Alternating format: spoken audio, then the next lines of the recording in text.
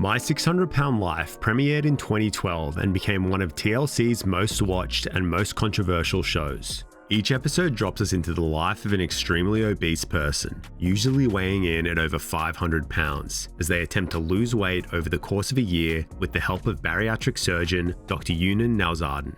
Each episode opens with sad piano music and unflattering camera angles as we watch participants struggle with everyday tasks, interact with family and friends, and of course, eat.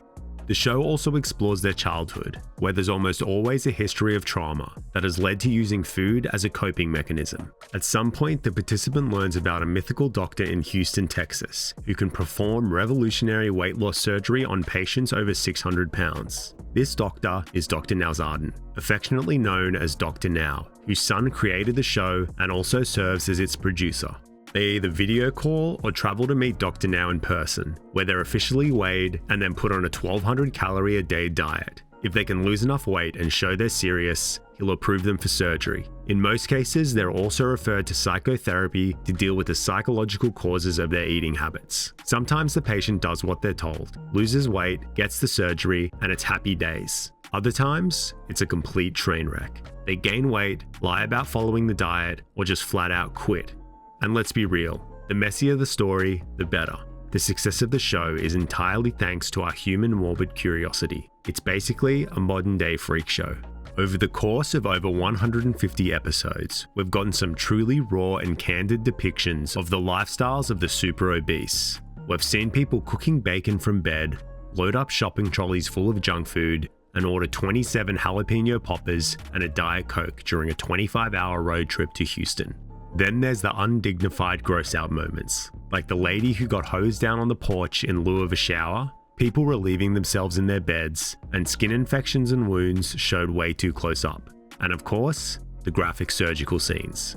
The show is full of drama too, from brushes with death to breakups, arguments with well-intentioned loved ones, arguments with ill-intentioned loved ones, and confrontations with Dr. Now, who's known for his blunt, tough love approach, though he can be gentle and compassionate when he needs to be. Participants are reportedly paid $1,500 per episode, plus a $2,500 relocation stipend.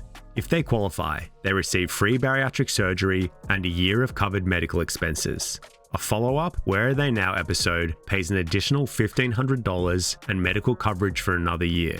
There's also a rumored bonus for anyone willing to film a full nude shower scene, which, if true, definitely feels invasive and exploitative.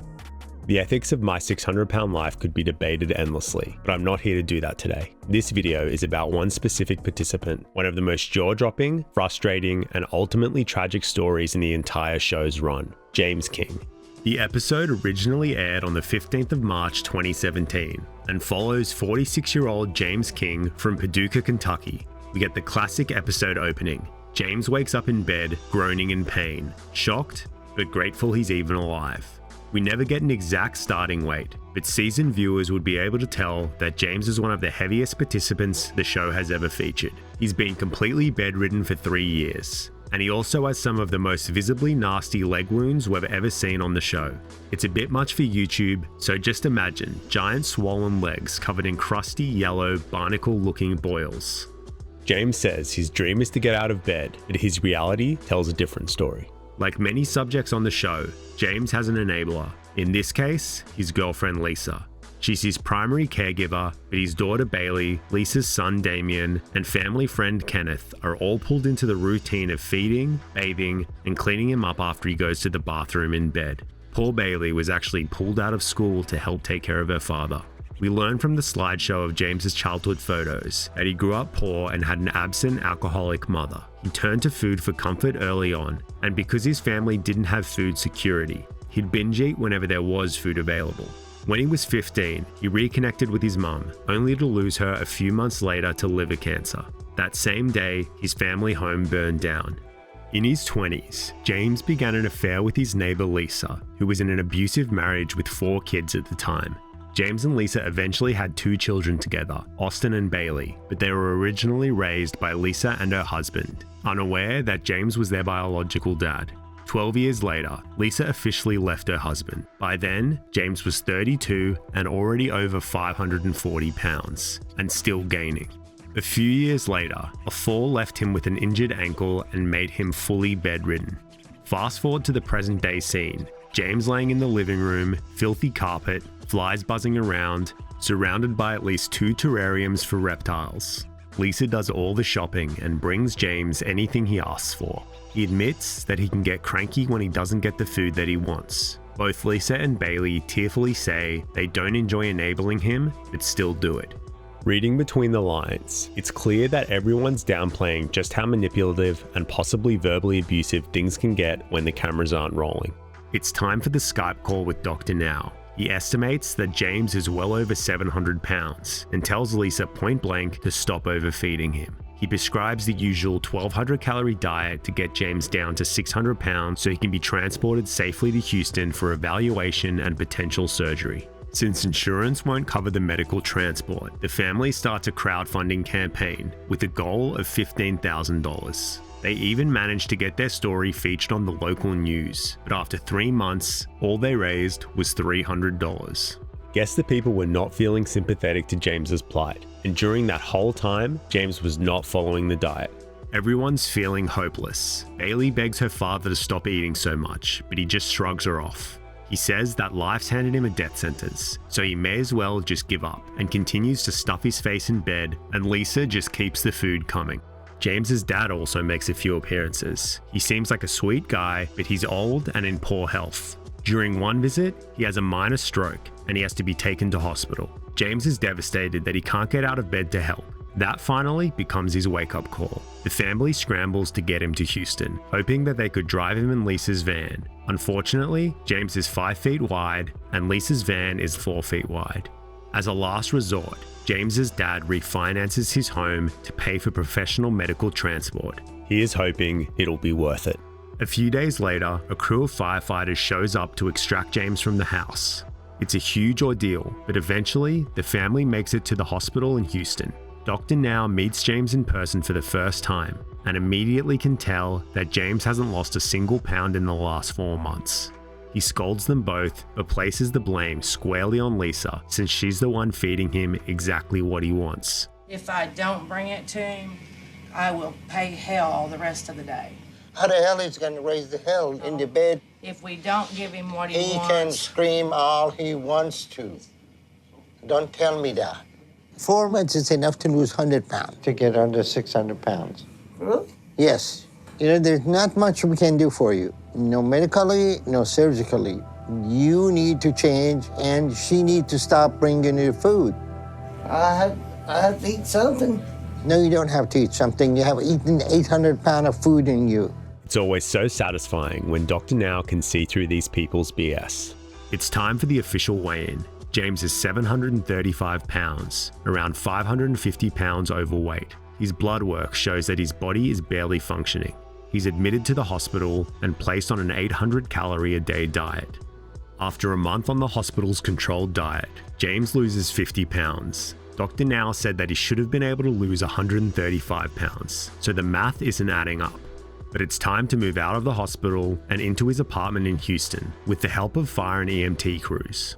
We see him lift dumbbells a few times and reluctantly eat a fish fillet and some sad veggies. Just 3 days later, James is back in the hospital with chest pains. He admits to cheating on his diet. Doctors find signs of congestive heart failure, but he's stabilized and released. It's around this time the real James King starts to shine through. He's snappy, short-tempered, and petulant. Now take a deep breath. No. So, it wasn't that bad, was it? Am I going to bleed out? No. I got the vibe that the show's producers were starting to get sick of his shit and decided to include more of his winning personality into the final edit. Oh look, he's got the TV on, he's scrolling the computer, and also has a PS4 and Xbox. Let's not forget how his dad refinanced his house to make all this possible. Anyway, the health scare and Lisa's car losing a tire gives James a new excuse to eat whatever he wants. What do you think you want? I have some fish. I don't want that. You don't want fish or shrimp? No, I don't want that. Order me Chinese. Egg rolls and rice, fried rice. I don't know about the rice, though. That's what I want, though. But rice is on that paper that we're not supposed to have. It's fried. It's still rice. Fried is Well, worse. that's what I want. You gonna give me one little rig roll? I gave you 2. Oh. Life is meant to be enjoyed, so I just had to find a balance between the things I enjoy and what I need to do. Oh yes, the wonderful life you've got stuck in bed all day in pain, not actually experiencing life. Month 7 rolls around and James skips his follow-up appointment with Dr. Now. His leg infections are getting worse and Lisa is reaching her breaking point. She drops a bombshell confession in her interview. I've been doing pretty good up until about a month ago, and emotionally I'm just going downhill. Physically and mentally I am worn out. I can't give up on him. I have to keep going. I have to. I feel trapped because I can't leave. And sometimes I don't want to stay. Sometimes I feel like as soon as he starts to walk that I'll be gone. Why am I wasting my life to help somebody that doesn't appreciate me? I can't take it. I don't know what to do because I am stuck. Dr. Now makes a rare house call to check in and observes that James doesn't look like he's lost any weight. James and Lisa both play dumb, insisting that he hasn't been getting more calories than he needs. Lisa swears he's been eating right. Eggs, turkey bacon, salad. Dr. Now, of course, doesn't buy it. Well, I'm on a new mattress, too, and it's making my back stick out further, too. There is no way that James is eating only 800 calories a day because he looks bigger now than the day I met him. Dr. Now sends James back to the hospital where he weighs in at 844 pounds. This is a 158 pound weight gain. Lisa and James lament James's recent weight gain as if it was something out of their control. Dr. Now is very unimpressed with James and Lisa's denials and deflections. We have slipped a few times. I had car trouble. We didn't have a way to get food, so we had to order food in. But I'm just now getting the resources that I've been needing. We're talking about your food. We're not talking anything All else. of it, I've needed all of it, though, to start with. I haven't had home health. I've had nothing. Are you telling me that to start? I asked for a 600 pounds. nutritionist when I first got here, too, and I didn't get it. James, this is ridiculous. I had to retrain my body from eating cheeseburgers. You gained 100 pounds and you're saying it's not your fault? Even for my 600 pound life, these are some wild excuses. Neither James nor Lisa will take any responsibility, insisting that they only slipped up on the diet a few times. James is kept in the hospital for another month on the 800 calorie diet. He gets down to 786 pounds, but it's still nowhere near enough to even consider undergoing surgery. Dr. Now issues an ultimatum. James must lose 100 pounds on his own in the next 2 months, or he's off the program. The cameras return 2 months later. Did we think James locked in and lost the weight? Nope, he actually gained 3 pounds. This is mind-boggling. You're still not losing weight and you're gaining again. He is trying now, and I swear to you, doctor, he has not cheated at all. He's going to lose this weight. I don't want to hear any more excuses. I'm done. The episode ends with James working with physical therapists, and he's able to sit up for the first time in years. It's framed as a hopeful moment. The family doesn't want to move back to Kentucky, and James vows to get down to 600 pounds. Luckily for us, we don't need to wait long to find out what happens next. The Where Are They Now episode aired on June 20th, 2018, and picks up pretty much where we left off. James appears to be doing his exercises, but with this show and these people, you can never tell what's just for the cameras. Lisa calls Dr. Now to tell him that James has finally lost the weight needed to get back into the program. Dr. Now wasn't born yesterday, so he makes another house call. James and Lisa tell him everything they think he wants to hear, but since they can't weigh James in his home, there is no way to confirm anything. Dr. Now agrees to give him another chance and puts James back on the program. My guess is that the producers probably weren't ready to let go of this television gold. James is one of the heaviest patients they've ever featured. Plus, he and Lisa bring great drama. James is transported to the hospital for an official weigh-in. This time, he fits through the door without much hassle, and Lisa very optimistically says she's hoping he's down 100 pounds. But, moment of truth, he weighs in at 770 pounds. That's just 18 pounds lost in 2 months, which is barely a dent for someone his size. Dr. Now is disappointed, but it's still progress. It's the first time James has lost any weight on his own. Meanwhile, James and Lisa insist they've been doing everything right, and they seem genuinely baffled as to why the scale isn't cooperating. An endoscopy reveals James's health is in a critical state. Doctor now starts to suspect James and Lisa are playing games, losing just enough weight to get readmitted to the hospital for treatment, then falling back into old habits. After just 1 month on the hospital's controlled 800-calorie diet, James loses a whopping 135 pounds, and his physical condition improves. So Dr. Now sends him home with the relatively easy goal of losing 50 pounds in a month. He makes it crystal clear for these two. It's a life or death situation. Disaster is coming for you, and it is inevitable at this point if you don't change. I mean, we've been doing what we're supposed to do. There's not much more I can change. We try to make sure he doesn't have any carbs. He has salad and vegetables. We don't have potatoes. We don't have bread. You know you're not because you know how much you're eating. Well, no. I mean, what you're saying is just, it's impossible. Between you two, he's killing himself. Are you helping him? The lying, the excuses, it's all very frustrating. I don't know what more of a wake-up call they need. But not long after being sent home, James complains of severe leg pain and lands himself back in the hospital. And shocker, he's gained back 112 pounds in just 1 month. That's equivalent to consuming roughly 30,000 calories a day. Dr. Now doesn't hold back. He confronts Lisa head-on, blaming her for overfeeding James and ignoring every instruction they've been given. Our plan is to put him on a certain diet, and you follow the diet and give him proper amount of food so he doesn't get himself to 750 pounds. You do your part and he does his part, or I'm through with you. You understand this? Yeah, I understand. Okay. The situation is so dire that Dr. Now contacts Adult Protective Services to try and get Lisa away from James, as he truly believes she could kill him. It's rough. Dr. Now genuinely cares about his patients and does not want to see any of them die. He does his best to get through to APS, explaining that food addiction is comparable to drug addiction, but there's ultimately nothing they can do. As long as James is choosing to eat, they can't intervene. Dr. Now also suspects that Lisa has been sneaking food into the hospital for James. When he asks the nurses to keep an eye on Lisa, James is able to lose 50 pounds. To prove that Lisa is the problem, Dr. Now asks the nurses to stop monitoring her, and like clockwork, James gains all the weight back. Usually when he's here in the hospital on your diet plan, he loses 2 to 4 pounds a day. Yes, he does. So why do you think he didn't this time, Lisa? I'll tell you why. You've been sneaking food in again. I purposely had the staff lit up to see if you would do this. This time, we caught you red-handed, Lisa. You snuck food in. I know I did. I So- won't tell you it again. This is gonna be the last time, okay? There's something very chilling about the way Lisa smiles when she admits to sneaking in food for James. A month later, James is once again back in the hospital, complaining of more leg pain. He now weighs 803 pounds, a gain of 42 pounds. Things come to a head and the three of them get into another argument, with James and Lisa lying and being as delusional as ever. Your weight is controlled by the food you take.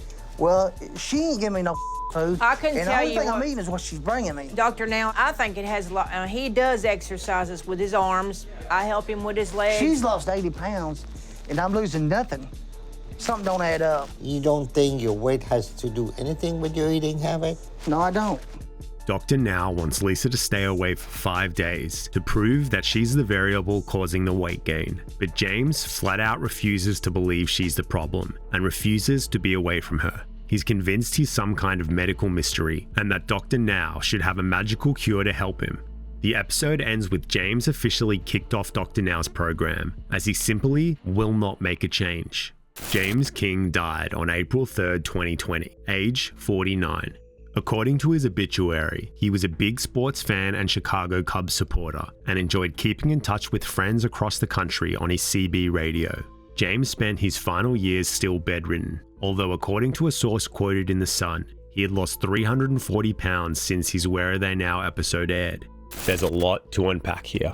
I was pretty shocked after I first watched James's episodes. Like, did I just watch a man get slowly murdered on TV? Dr. Now said it outright more than once, that Lisa was literally killing James as his enabler, and she never exactly refutes this accusation. James was already well over 500 pounds when Lisa moved in to be with him. It was after his fall that he became bedridden, and that's when we can assume Lisa started doing all the shopping and cooking for James. I'm sure neither of them expected that James would never walk again. According to Lisa, she continued to bring James food and let him overeat because she loved him and because he would, quote, raise hell if she didn't. But still, she could have saved his life if she had simply stopped giving him all that food. So why didn't she? Did Lisa have factitious disorder imposed on another, formerly known as Munchausen by proxy? It's a mental disorder where a caregiver creates or exaggerates health problems in someone else, usually to gain sympathy, attention, or control. Lisa certainly fits that mold, since she's the one keeping James helpless while positioning herself as the loyal, long-suffering caregiver. There's also the possibility that Lisa was a feeder, a term in fat fetishism, where someone is aroused or emotionally gratified by helping their partner gain weight. There have definitely been real feeders featured on My 600-Pound Life before, but in this case, I don't think we really saw at any point Lisa deriving any sort of pleasure from overfeeding James. It seemed like the opposite, like she wanted out of the situation but felt too guilty leaving him. Plus, she had the very undesirable job of keeping him clean. Another more cynical theory is that Lisa was financially motivated to stay in James's life and keep him bedbound. They would have been receiving disability and caregiver support payments, so maybe Lisa wanted to keep the checks rolling in. Playing armchair psychologist for a moment, let's analyze James and Lisa's codependency. James grew up with an alcoholic, mostly absent mother, and that kind of neglect likely led him to seek out a mother figure in his adulthood. Lisa was several years older than James, and she definitely performs a very maternal caregiver role in the relationship. We don't know anything about Lisa's backstory other than she was in an abusive marriage for many years. Maybe keeping James immobile made her feel safe as he couldn't physically hurt her. However, I do believe James was capable of emotional and verbal abuse. He took advantage of his family's love and manipulated them with guilt. He made Lisa sleep on the floor next to him at night, just in case. He snapped at her over food more than once and made frivolous demands like asking her to unwrap his burger for him.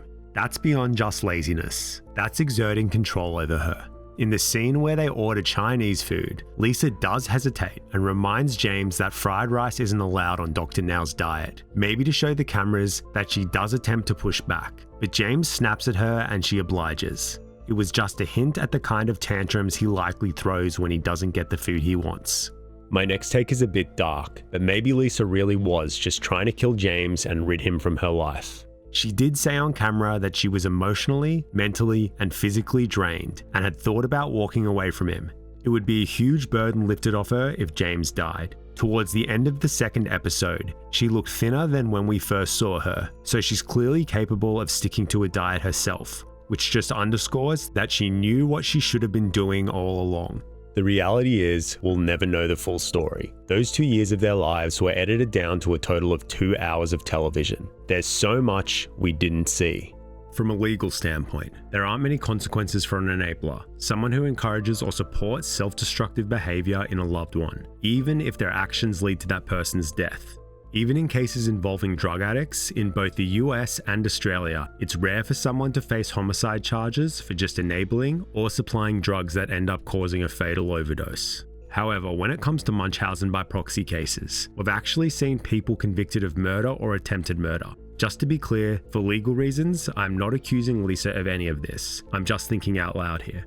Dr. Now pinned most of the blame on Lisa, deservedly. But how much responsibility does James bear for his own demise? He definitely wasn't the sharpest tool in the shed, but he wasn't so intellectually and emotionally stunted that he didn't understand what was going on. He said what Dr. Now and the cameras wanted to hear. He knew how to manipulate the people around him. Yes, addiction is a disorder, and Dr. Now himself said that food can be as powerful as a drug. But James wasn't being force-fed. He chose to keep eating. His own daughter was begging him through tears to make a change, and yet, he was still the one lifting the fork to his mouth. But at the same time, Lisa knew he had an addiction, and she kept the food coming. She shopped and cooked and handed him the plates. So I really don't know who to blame, but I do know this. Watching James's story unravel was infuriating. He was given all the resources, all the help he needed, and so many chances. And in the end, he wasted it all because he refused to let go of the one thing that was slowly killing him. And Lisa, out of fear or dysfunction or possibly something more sinister, helped kill him. Let me know your thoughts about this story in the comments below, and please support this channel by subscribing and giving this video a like. Thanks so much for watching. I'll see you in the next one.